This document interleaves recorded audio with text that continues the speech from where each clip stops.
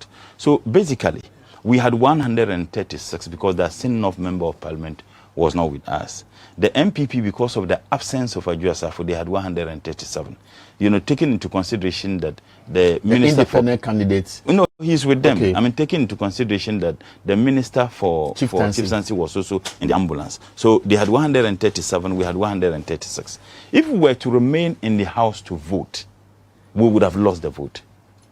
Because if we were to vote, because what we, and the understanding we got, and in fact, some claim that they saw him, he was actually in the ambulance. They were waiting. Anytime we were going to take the vote, then they would just put him on a stretcher, bring him in. The voting is not to go and vote, they will count. Because that is how the voting was supposed to be done. It was a voice vote. But you could also have done head count. No, if they do voice vote and someone disagrees, then you call for division. So even if they do voice vote, they could decide that won't bring him in. Until the voice vote, they call for a division. When they are going to count, they just bring him in and they count him.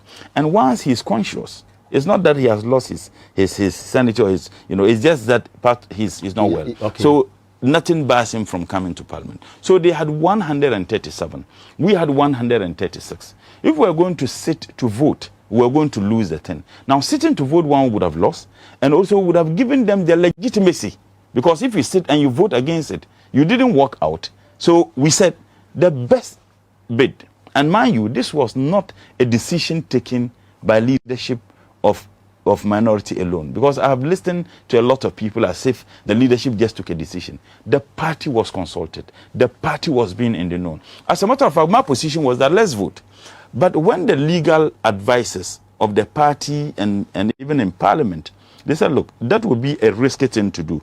They have 137. We know that a sitting-off MP is not there. We have 136. That doesn't mean he was not within the presence. No, he couldn't have Parliament. entered, because if he had entered because of the Supreme Court ruling, it would have been a serious case against him. So we said, look, he could not come into the chamber. So we're reduced to 136. The MPP had 137. But